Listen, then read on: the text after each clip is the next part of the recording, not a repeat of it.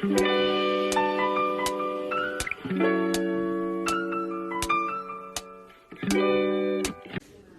everyone, this is Nawal from Belgium. I'm in Ethiopia with the great Zemi, the owner of NIA Foundation. Hello Zemi. Hi, how are you? Nice to meet you. Nice to meet you too. And I'm really happy to be here with you. So my purpose is to share with you this great adventure of Zemi. Zemi is the mother of a child who has autism.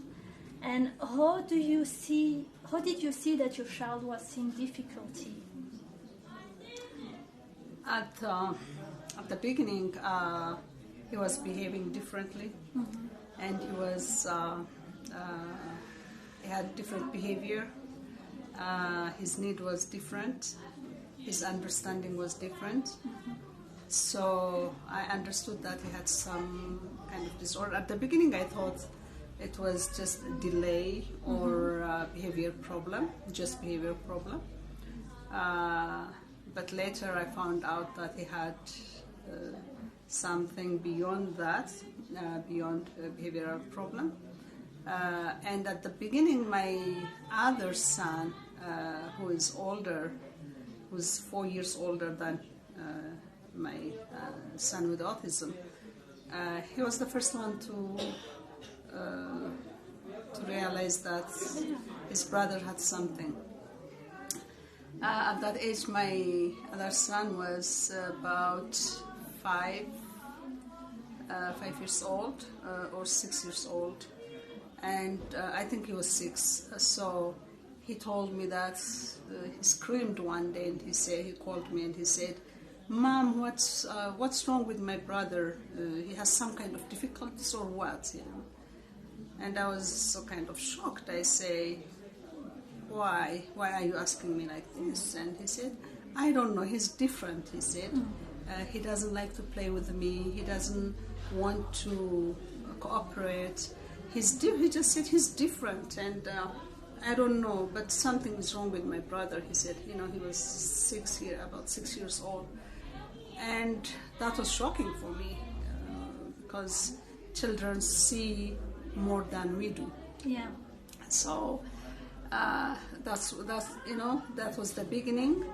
Then later, because my son had no eye contact, my son was not like my other son. He refused to listen to me. He refused. At the beginning, he was cooperating. He was learning what I was trying to teach him. In many ways, he was okay. But later, gradually, he lost all those things. So that's when I started knowing there's something. But when I took him to different medical doctors, they told me that he has no problem. He's just a late talker, and this was in the US. And they told me he's just, boys are late talkers.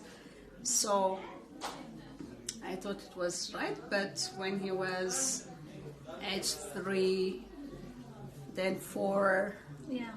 there was, it was getting worse, not less than the beginning. So I thought there was something wrong with my son, especially when I took him to schools and they didn't want to accept him. So that's when I knew there was something wrong with my son. Yeah. And how did you make things happening to help your child? Well, first, like many parents, I was in denial.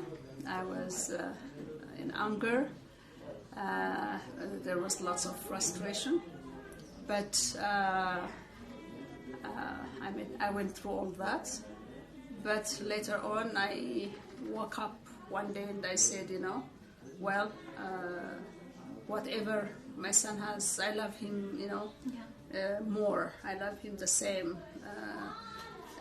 And I have to stick with him, with his needs.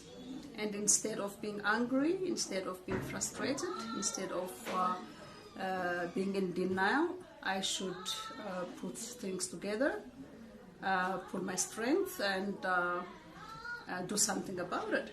So, I slow down on my other works and give more attention to my child. I had proper diagnosing, and first of all, I knew, what was wrong with him. I read books. I diagnosed him myself, but later I had to do the confirmation, and took him to England, and it was confirmed that he has autism. Well, since then, I started learning about, the autism and how to help my child. So, I started working on that. But working only on my child didn't become my intention and my passion. So I really wanted to learn about others, about other children, about other parents. And that's when I started the journey. And I started creating awareness in the country. And I was the first one to talk about autism openly and share about autism, about having a child with difficulties. So that it was kind of movement, and it moved many people, parents, professionals in the field, and the government as well. So I started working for 4 other kids as well, not only for my son.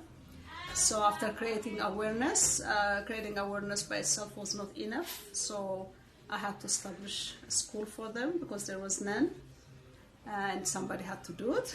So I started the school with my own resources, but for non-profit, and here we are today, having 80 children only in my center. We are working with our government, with the Educational Bureau, and we are having schools in different sub-cities within the governmental schools. We have classes. We try to reach other children as well. What's your struggle now? Right now, my struggle is financial. We need financial support. As you know, autism is very, very demanding. Our ratio is 2-to-1. We have 1 teacher for 2 kids, which means we need many employees. We need psychologists here. We have all this, but we need to pay. And for all the programs and for what we are doing, we always need some. So that's the difficulties we are facing. And what's your hope? My hope is to establish a center of excellence in my country, in Ethiopia, and that center will be a big center. That center will be giving appropriate service for our kids, but not only for the kids who are learning in our center, but for all kids in the country, so they can come and get services. They don't have to stay with us, but we can do outreach. They can come and use our therapeutical units. We will have. We want to have a clinic as well, so they can come and get. When they are sick, they need special doctor to see them. So we can have that.